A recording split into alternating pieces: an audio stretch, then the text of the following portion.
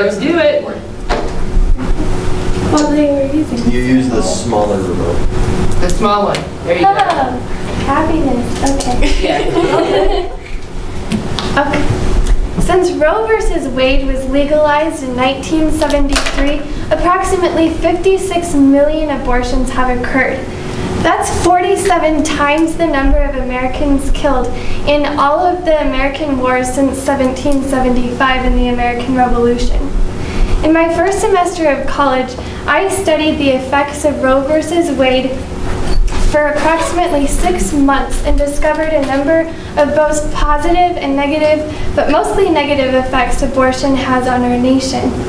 Today I'm not here to bring to you a moral argument for or against abortion, but instead to bring you the statistical facts that abortion has on our nation regarding first the demography, then the economy. First, we will look at the demographic effects. Abortion was legalized 42 years ago, and although many people say that you can't attach human worth to terminated fetuses, it has been proven to affect the demography of the United States, and I'm here to prove that to you. Demography, according to Merriam-Webster, is the study of changes that occur over a period of time in human populations. According to the Census Bureau, we currently have a population of 321 million people, but we have a potential population of 377 million people, 18% of that aborted.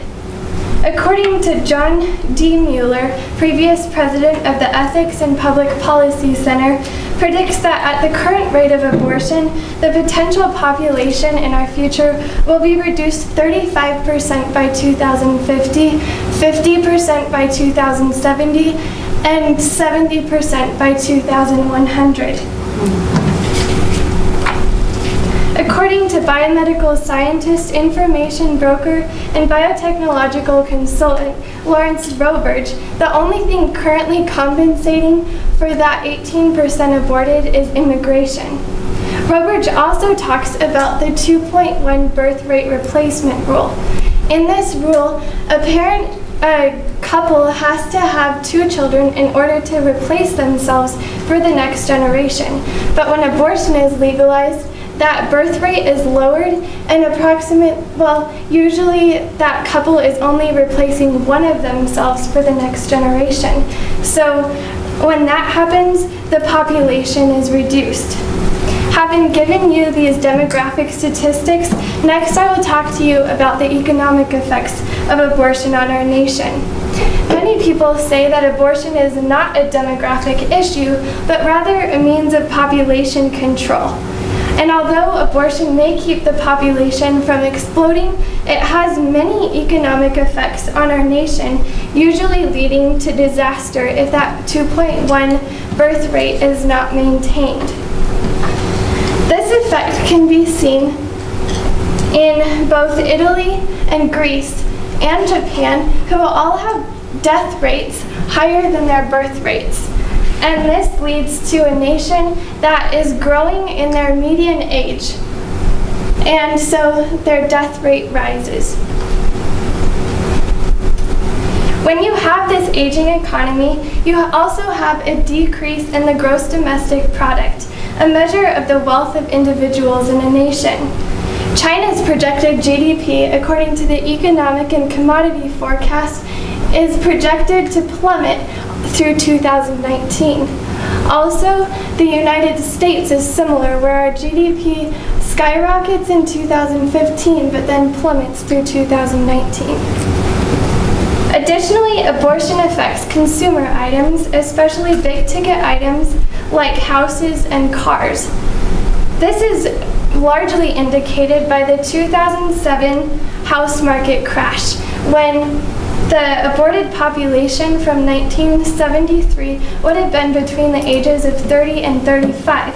And according to Elizabeth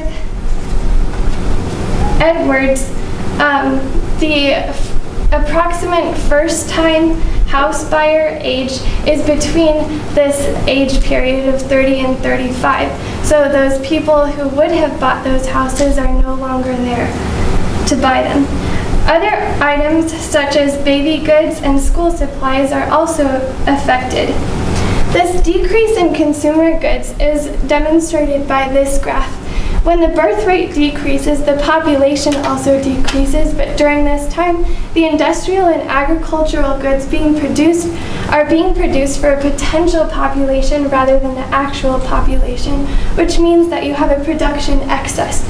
And this was largely seen just before the Great Depression.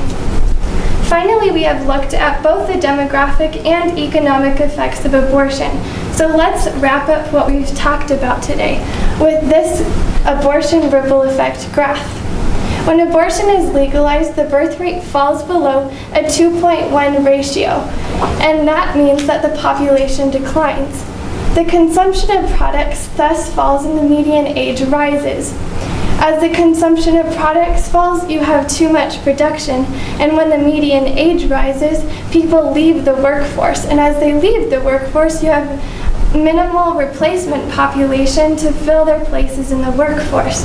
And as that happens, the gross domestic product plummets, and the production is not maintained, and thus the economy crashes. Abortion not only divides our nation morally, it also has detrimental effects on the future of our nation.